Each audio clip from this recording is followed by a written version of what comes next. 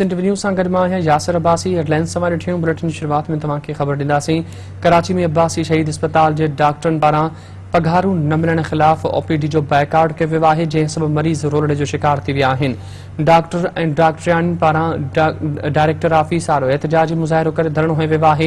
एहतजाज सबबि ऑपरेशन बि मुलतवी ऐं राति खां बुखायल मरीज़नि जी ॾुखियाईनि में बि इज़ाफ़ो थी वियो आहे।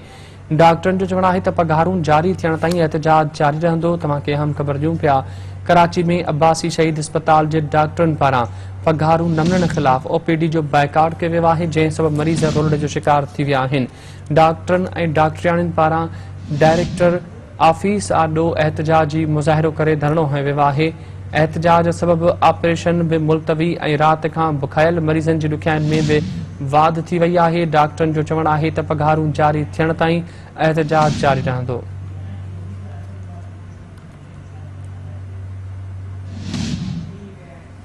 ख़बर ॾियूं पिया तव्हांखे नाज़रीन। कराची में अब्बासी शहीद अस्पताल जे डॉक्टरनि पारां पघारूं न मिलण ख़िलाफ़ ओपीडी जो बाइकाट कयो वियो आहे, जंहिं सबबि मरीज़ रोलड़े जो शिकार थी विया आहिनि।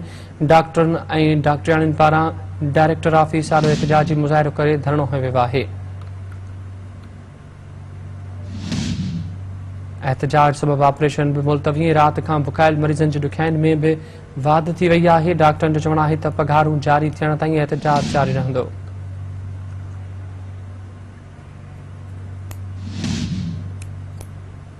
कराची में अब्बासी शहीद अस्पताल जे डॉक्टरनि पारां पघारूं न मिलण ख़िलाफ़ ओपीडी जो बाइकाट कयो वियो आहे, जंहिं सबबि मरीज़ रोलड़े जो शिकार थी विया आहिनि।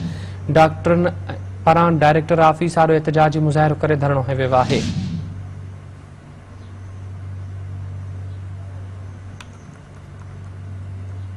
कराची में अब्बासी शहीद अस्पताल जे डॉक्टरनि पारां पघारूं न मिलण ख़िलाफ़ ओपीडी जो बाइकाट कयो वियो आहे, जंहिं सबबि मरीज़ रोलड़े जो शिकार थी विया आहिनि। डॉक्टरनि पारां डायरेक्टर ऑफिस आॾो एहतजाजी मुज़ाहिरो करे धरणो हंयो वियो आहे। एहतजाज सबबि ऑपरेशन बि मुलतवी ऐं राति खां बुखायल मरीज़नि जी ॾुखियाईनि में वाध थी वई आहे। डॉक्टरनि जो चवणु आहे त पघारूं जारी थियण ताईं एहतजाज जारी रहंदो।